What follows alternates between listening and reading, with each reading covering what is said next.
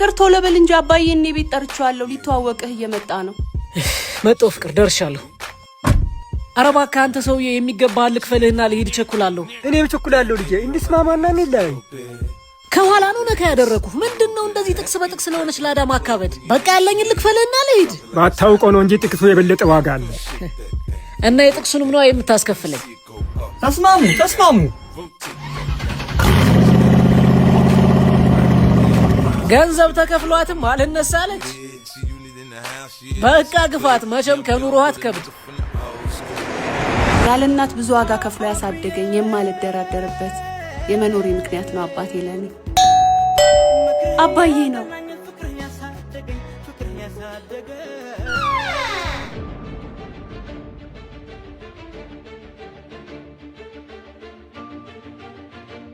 የምሳሳለት አባቴ አቶ ከበደ ይኸውና። ምን ከበደ ብቻ ተወሳሰበም ጭምር እንጂ ስላወቅኩት ደስ ብሎኛል። ሚቲንግ ሰዓት ደርሶብኛል። ደረስ ብዬ መጣሁ። አባዬ ቆየህበት እኮ። አይ ልጄን አስረፈድኩበት። ቆይ መጣሁ። እርግጠኛ ነኝ የመጀመሪያ መኪናን ስትገዛ ጥቅስ ለጥፌ ነበር። አዎ ሁሉ በርሱ ሆነ የሚል ጥቅስ።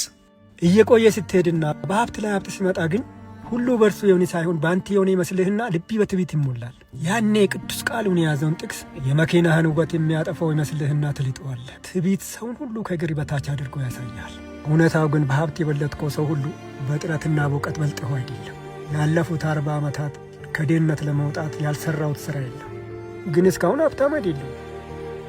እንዴት አላውቅም። አንዳንዴ ከሞት በኋላ ባለው ሕይወት የሚመለስ ጥያቄ ይኖር ይሆናል። ትዕቢት ያዋርዳል። ከልብ ያስወጣው የኔ ልጅ። በኋላ አሁን የውሸቱን ስብሰባ ተወውና ወደ ቤት እንመለስ። ይቅርታ አድርጌልሃለሁ።